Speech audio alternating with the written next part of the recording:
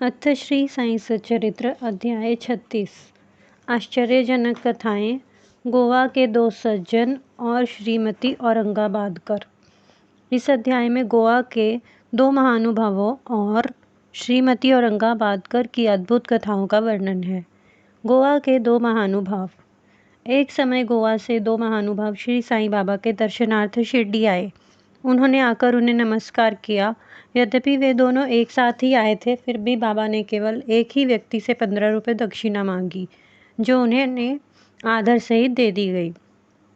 दूसरा व्यक्ति भी उन्हें सहर्ष 35 रुपये दक्षिणा देने लगा, तो उन्होंने उसकी दक्षिणा लेना अस्वीकार कर दिया। लोगों को बड़ा आश्चर्य हुआ। उस समय श्यामा भी वहाँ उपस्थित थे। उन्होंने कहा कि हे देवा, यह क्या, ये दोनों एक साथ ही तो आए हैं। इनमें से एक की दक्षिणा तो आप स्वीकार करते हैं और दूसरा, जो अपनी इच्छा से भेंट दे रहा है, उसे अस्वीकृत कर रहे हैं। यह भेद क्यों? तब बाबा ने उत्तर दिया कि श्यामा, तुम नादान हो। मैं किसी से कभी कुछ नहीं लेता। यह तो मस्जिद माई ही अपना ऋण मांगती है और इसलिए देने वाला अपना ऋण चुकता कर मुक्त हो जाता है। क्या मेरे कोई घर संपत्ति या बाल बच्चे हैं जिनके लिए मुझे चिंता हो? मुझे तो किसी वस्तु की आवश्यकता नहीं है। मैं तो सदा स्वतंत्र हूँ। ऋण, शत्रुता तथा हत्या, इन सब का प्रायश्चित अवश्य करना पड़ता है और इनसे किसी प्रकार भी छुटकारा पाना संभव नहीं है। तब बाबा अपनी विशेष ढंग से इस प्रकार कहने लगे। अपने जीवन के पूर्वार्ध में ये महाशय निर्धन थे। इन्होंने ईश्वर से प्रतिज्ञा की थी कि यदि मुझे नौकरी मिल गई तो मैं 1 माह का वेतन तुम्हें अर्पण कर दूंगा। इन्हें 15 रुपये माहवार की नौकरी मिल गई।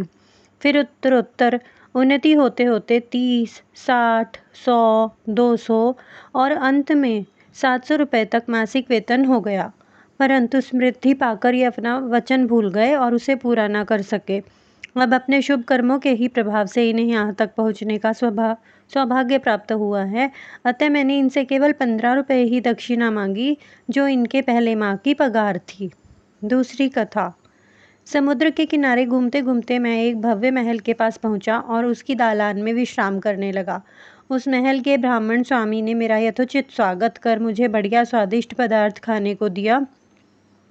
भोजन के उपरांत उसने मुझे अलमारी के समीप एक स्वच्छ स्थान शयन के लिए बतला दिया और मैं वहीं सो गया। जब मैं प्रगाढ़ निद्रा में था तो उस व्यक्ति ने पत्थर खिसकाकर दीवार में सेंध डाली और उसके द्वारा भीतर घुसकर उसने मेरा खीसा कतर लिया। निद्रा से उठने पर मैंने देखा कि मेरे 30,000 रुपये चुरा लिए गए हैं। मैं बड़ी विपत्ति में पड़ गया और दुखित होकर रोता बैठा गया। केवल नोट ही नोट चुरा लिए थे, इसलिए मैंने सोचा कि यह कार्य उस ब्राह्मण के अतिरिक्त और किसी का नहीं।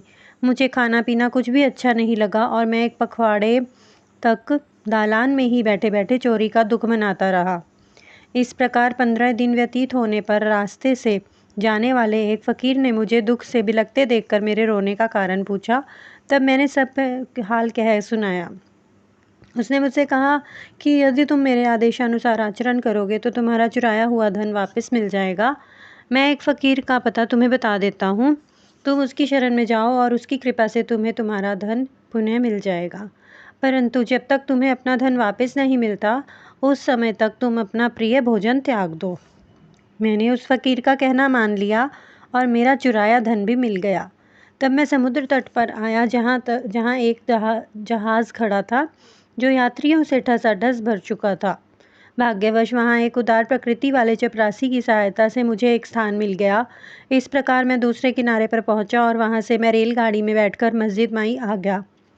कथा समाप्त होते ही बाबा ने श्यामा से इन अतिथियों को अपने साथ ले जाने और भोजन का प्रबंध करने को कहा। तब श्यामा उन्हें अपने घर लिवा ले आया और उन्हें भोजन कराया। भोजन करते समय श्यामा ने उनसे कहा कि बाबा की कहानी बड़ी ही रहस्यपूर्ण है, क्योंकि ना तो वे कभी समुद्र की ओर गए हैं और ना ही उनके पास 30,000 रुपये थे। उन्होंने ना ही कभी कहीं यात्रा की है, ना उनकी कोई रकम चुराई गई है और ना वापस आई है।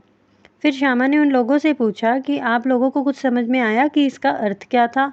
दोनों अतिथियों की घिघिया बंद गई और उनकी आंखों से आंसुओं की धारा बहने लगी। उन्होंने रोते रोते कहा कि बाबा तो सर्वव्यापी, अनंत और पर ब्रह्म स्वरूप है। जो कथा उन्होंने कही है वह बिल्कुल हमारी ही कहानी है और वह मेरे ऊपर बीत चुकी है। यह महान आश्चर्य है कि उन्हें यह सब ज्ञात कैसे हो गया। भोजन के उपरांत हम इसका पूर्ण विवरण आपको सुनाएंगे। भोजन के पश्चात पान खाते हुए उन्होंने अपनी कथा सुनाना आरंभ कर दिया। उनमें से एक कहने लगा, घाट में एक पहाड़ी स्थान पर हमारा निवास स्थान है। मैं अपने जीवन निर्वाह के लिए नौकरी ढूंढने गोवा आया था। तब मैंने भगवान दत्तात्रेय को वचन दिया था कि यदि मुझे नौकरी मिल गई तो मैं तुम्हें 1 माह की पगार भेंट चढ़ाऊंगा। उनकी कृपा से मुझे 15 रुपये मासिक नौकरी मिल गई और जैसा कि बाबा ने कहा उसी प्रकार मेरी उन्नति हुई। मैं अपना वचन भूल गया था। बाबा ने उसकी स्मृति दिलाई और मुझसे 15 रुपये वसूल कर लिए। आप लोग इसे दक्षिणा न समझें, यह तो एक पुराने ऋण का भुगतान है और दीर्घकाल से भूली हुई प्रतिज्ञा आज पूर्ण हुई है। शिक्षा। यथार्थ में बाबा ने कभी किसी से पैसा नहीं मांगा और ना ही अपने भक्तों को मांगने दिया। वे आध्यात्मिक उन्नति में कांचन को बाधक समझते थे और भक्तों को उसके पास से सदैव बचाते रहते थे। भगत महालसापति इसके उदाहरण स्वरूप हैं। वे बहुत निर्धन थे और बड़ी कठिनाई से ही अपना जीवन बिताते थे। बाबा उनसे कभी पैसा मांगते नहीं थे और ना ही वे अपने पास की दक्षिणा में से उसे कुछ देते थे। एक बार एक दयालु और सहृदय व्यापारी हंसराज ने बाबा की उपस्थिति में ही एक बड़ी रकम महलसापति को दी, परंतु बाबा ने उनसे उसे अस्वीकार करने को कह दिया। अब दूसरा अतिथि अपनी कहानी सुनाने लगा। मेरे पास एक ब्राह्मण रसोइया था जो गत 35 वर्षों से ईमानदारी से मेरे पास काम करता था। बुरी आदतों में पड़कर उसका मन पलट गया और उसने मेरे सब रुपए चोरी कर लिए। मेरी अलमारी दीवार में लगी थी और जिस समय हम लोग गहरी नींद में थे उसने पीछे से पत्थर हटाकर मेरे सब 3000 रुपये के नोट जो थे वो चुरा लिए। मैं नहीं जानता कि बाबा को यह ठीक ठीक धनराशि कैसे ज्ञात हुई। मैं दिन रात रोता और दुखी रहता था। एक दिन जब मैं इसी निराशा और उदास होकर बरामदे में बैठा था, उसी समय रास्ते से जाने वाले एक फ़कीर ने मेरी स्थिति जानकर मुझसे इसका कारण पूछा। मैंने उसे सब हाल कह सुनाया। तब उसने बताया कि कोपरगांव तालुका के शिरडी ग्राम में श्री साईं बाबा नाम के एक औलिया रहते हैं। उन्हें वचन दो तथा अपना रुचिकर भोजन त्याग दो। मन में कहो कि जब तक मैं तुम्हारा दर्शन न कर लूँगा उस पदार्थ को कदापि न खाऊंगा। तब मैंने चावल खाना छोड़ दिया और बाबा को वचन दिया, बाबा जब तक मुझे तुम्हारे दर्शन नहीं होते तथा मेरी चुराई धनराशि वापस नहीं मिलती तब तक मैं चावल ग्रहण नहीं करूँगा।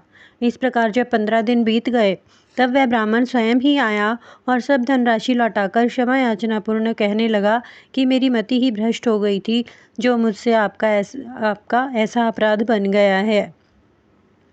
मैं आपके पैर पड़ता हूँ, मुझे क्षमा कीजिए। इस प्रकार सब ठीक ठाक हो गया। जिस फ़कीर से मेरी भेंट हुई थी तथा जिसने मुझे सहायता पहुँचाई थी वह फ़कीर फिर मेरे देखने में कभी नहीं आया। मेरे मन में श्री साईं बाबा के दर्शन की, जिनके लिए फ़कीर ने मुझसे कहा था, बड़ी तीव्र उत्कंठा हुई। मैंने सोचा कि जो फ़कीर मेरे घर पर आया था वह साईं बाबा के अतिरिक्त और कोई नहीं हो सकता, जिन्होंने मुझे कृपा कर दर्शन दिए और मेरी इस प्रकार सहायता की। उन्हें 35 रुपये का लालच कैसे हो सकता है। इसके विपरीत वे अहेतुक ही आध्यात्मिक उन्नति के पथ पर ले जाने का पूरा प्रयत्न करते हैं। जब चोरी हुई राशि मुझे पुनः प्राप्त हो गई तब मेरे हर्ष का पारावर न रहा। मेरी बुद्धि भ्रमित हो गई और मैं अपना वचन भूल गया। कुलाबा में एक रात्रि को मैंने साईं बाबा को स्वप्न में देखा। तभी मुझे अपनी शिरडी यात्रा के वचन की स्मृति हो आई। मैं गोवा पहुंचा और वहां से एक स्टीमर द्वारा बम्बई पहुंचकर शिरडी जाना चाहता था, परंतु जब मैं किनारे पर पहुंचा तो देखा कि स्टीमर खचाखच भर चुका है और उसमें बिल्कुल भी जगह नहीं है। कैप्टन ने तो मुझे चढ़ने ही नहीं दिया, परंतु एक अपरिचित चपरासी के कहने पर मुझे स्टीमर में बैठने की अनुमति मिल गई और मैं इस प्रकार बम्बई पहुंचा।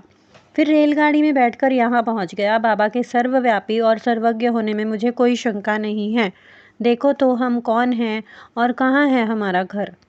हमारे भाग्य कितने अच्छे हैं कि बाबा हमारी चुराई हुई राशि वापस दिलाकर हमें यहाँ खींच कर लाए।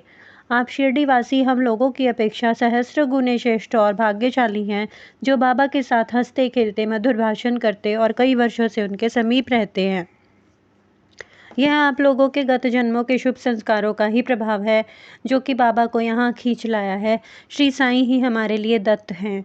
उन्होंने ही हमसे प्रतिज्ञा कराई तथा जहाज में स्थान दिलाया और हमें यहाँ लाकर अपनी सर्वव्यापकता और सर्वज्ञता का अनुभव कराया। श्रीमती औरंगाबादकर। सोलापुर के सखाराम औरंगाबादकर की पत्नी 27 वर्ष की दीर्घ अवधि के पश्चात भी निसंतान ही थी। उन्होंने संतान प्राप्ति के निमित्त देवी और देवताओं की बहुत मन्नतें की, परंतु फिर भी उनकी मनोकामना सिद्ध न हुई। तब वे सर्वथा निराश होकर अंतिम प्रयत्न करने के विचार से अपने सौतेले पुत्र श्री विश्वनाथ को साथ ले शिरडी आई और वहां बाबा की सेवा की। सेवा करके वह 2 माह रुकी। जब भी वे मस्जिद को जाती तो बाबा को भक्तगण से घिरे हुए पाती। उनकी इच्छा से एकांत में भेंट कर संतान प्राप्ति के लिए प्रार्थना करने की थी, परंतु कोई योग्य अवसर उनके हाथ नहीं लग सका। अंत में उन्होंने श्यामा से कहा कि जब बाबा एकांत में हो तो मेरे लिए प्रार्थना कर देना। श्यामा ने कहा कि बाबा का तो खुला दरबार है, फिर भी यदि तुम्हारी ऐसी ही इच्छा है तो मैं अवश्य प्रयत्न करूंगा, परंतु यश देना तो ईश्वर के हाथ है। भोजन के समय तुम आंगन में नारियल और उदबत्ती लेकर बैठना और जब मैं संकेत करूं तो खड़ी हो जाना। एक दिन भोजन के उपरांत जब श्यामा बाबा के गीले हाथ तौलिए से पोंछ रहे थे, तभी बाबा ने उनके गाल पर चिकोटी काट ली। तब श्यामा क्रोधित होकर कहने लगे कि देवा, यह क्या आपके लिए उचित है कि आप इस प्रकार मेरे गाल पर चिकोटी काटें? मुझे ऐसे शरारती देव की बिल्कुल आवश्यकता नहीं है जो इस प्रकार का आचरण करे। हम आप पर आश्रित हैं, तब क्या यही हमारी घनिष्ठता का फल है? बाबा ने कहा, अरे तुम तो 72 जन्मों से मेरे साथ हो। मैंने अब तक तुम्हारे साथ ऐसा कभी नहीं किया, फिर अब तुम मेरे स्पर्श को क्यों बुरा मानते हो? श्यामा बोले कि मुझे तो ऐसे देव चाहिए जो हमें सदा प्यार करें और नित्य नया नया मिष्ठान खाने को दे। मैं तुमसे किसी प्रकार के आदर की इच्छा नहीं रखता और ना मुझे स्वर्ग आदि चाहिए।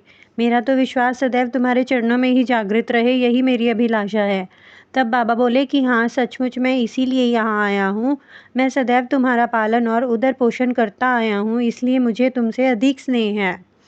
जब बाबा अपनी गादी पर विराजमान हो गए, तभी श्यामा ने उस स्त्री को संकेत किया। उसने ऊपर आकर बाबा को प्रणाम कर उन्हें नारियल और उदबत्ती भेंट की। बाबा ने नारियल हिलाकर देखा तो वह सूखा था और बजता था। बाबा ने श्यामा से कहा कि यह तो हिल रहा है, सुनो यह क्या कहता है। तभी श्यामा ने तुरंत कहा कि यह बाई प्रार्थना करती है कि ठीक इसी प्रकार इनके पेट में भी बच्चा गुड़गुड़ करे, इसलिए आशीर्वाद सहित यह नारियल इन्हें लौटा दो। तब फिर बाबा बोले कि क्या नारियल से भी संतान की उत्पत्ति होती है? लोग कैसे मूर्ख हैं जो इस प्रकार की बातें गढ़ते हैं। श्यामा ने कहा कि मैं आपके वचनों और आशीष की शक्ति से पूर्ण अवगत हूँ और आपके एक शब्द मात्र से ही इस बाई को बच्चों का तांता लग जाएगा। आप तो टाल रहे हैं और आशीर्वाद नहीं दे रहे हैं। इस प्रकार कुछ देर तक वार्तालाप चलता रहा। बार बार नारियल फोड़ने को कहते थे, परंतु श्यामा बार बार यही हट पकड़े हुए था कि इसे उस बाई को दे दें। अंत में बाबा ने कह दिया कि इसको पुत्र की प्राप्ति हो जाएगी। तब श्यामा ने पूछा कि कब तक? बाबा ने उत्तर दिया कि 12 मास में। अब नारियल को फोड़कर उसके 2 टुकड़े किए गए। एक भाग तो उन दोनों ने खाया और दूसरा भाग उस स्त्री को दे दिया। तब श्यामा ने उस बाई से कहा कि प्रिय बहन, तुम मेरे वचनों की साक्षी हो। यदि 12 मास के भीतर तुमको संतान ना हुई तो मैं इस देव के सिर पर ही नारियल फोड़कर इसे मस्जिद से निकाल दूंगा, और यदि मैं इसमें असफल रहा तो मैं अपने को माधव नहीं कहूँगा। जो कुछ भी मैं कह रहा हूँ इसकी सार्थकता तुम्हें शीघ्र ही विदित हो जाएगी। 1 वर्ष में ही उसे पुत्र रत्न की प्राप्ति हुई और जब वह बालक 5 मास का था, उसे लेकर वह अपने पति सहित बाबा के श्री चरणों में उपस्थित हुई। पति पत्नी दोनों ने उन्हें प्रणाम किया और कृतज्ञ पिता श्रीमान औरंगाबादकर ने 500 रुपये भेंट किए, जो बाबा के घोड़े श्याम कर्ण के लिए छत बनाने के काम आए। श्री सद्गुरु साईनाथ अर्पणामस्तु। शुभम भवतु। ओम साई राम।